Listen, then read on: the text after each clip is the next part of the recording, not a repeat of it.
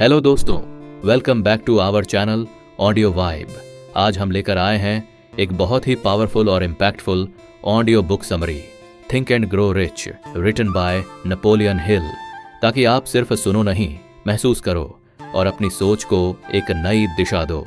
Napoleon Hill ने 20 साल तक 500 से ज्यादा सक्सेसफुल लोगों का स्टडी किया, जिनमें थॉमस एडिसन, हेनरी फोर्ड और एंड्रू कार्नेगी जैसे लेजेंड्स शामिल थे, ताकि वो समझ सकें कि सफलता का असली फॉर्मूला क्या है।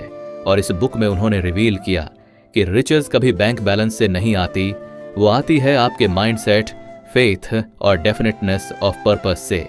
Chapter 1, desire, the starting point of all achievement.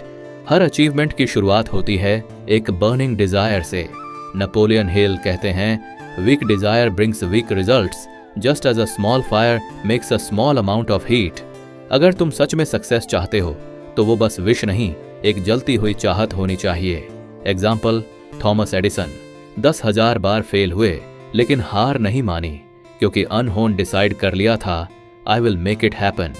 Lesson, जब तक तुम्हारा गोल तुम्हारे अंदर आग नहीं लगाता तब तक रिजल्ट सिर्फ धुआं रहेगा। Chapter 2, faith, believe in your self.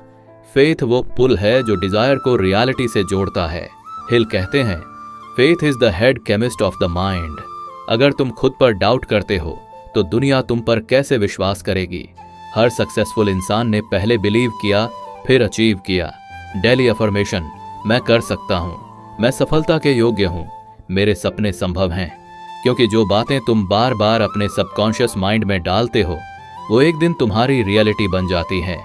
Chapter 3, auto suggestion, control your mind. तुम्हारा माइंड एक गार्डन की तरह है।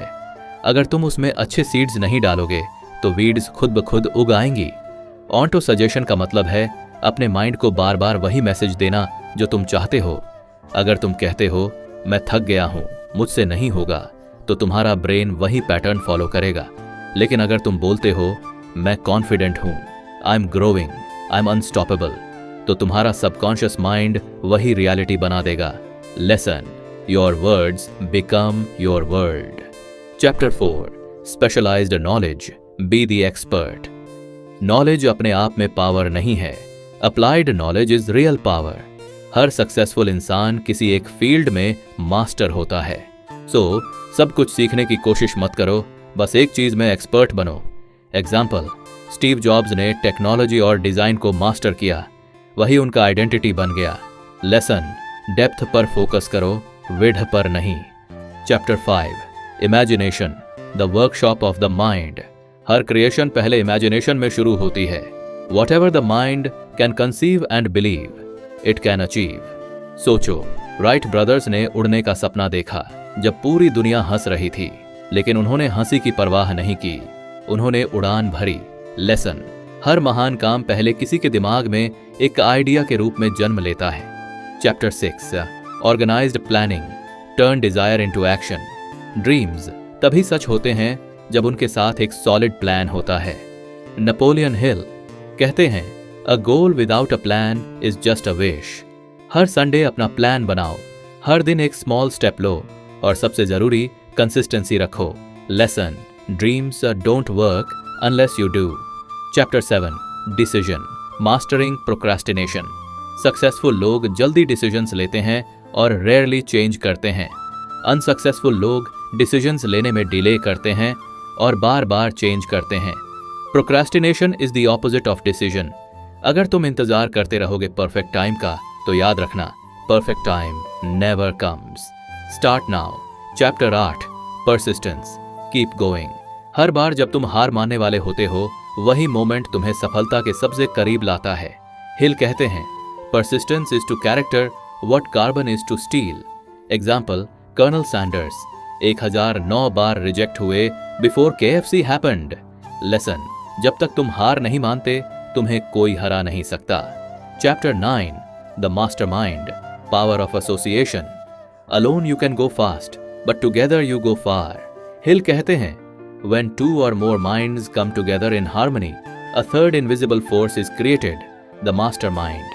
सो अपने आसपास ऐसे लोग रखो जो तुम्हें इंस्पायर करें, ड्रेन नहीं करें, क्योंकि एनर्जी कंटेजियस होती है।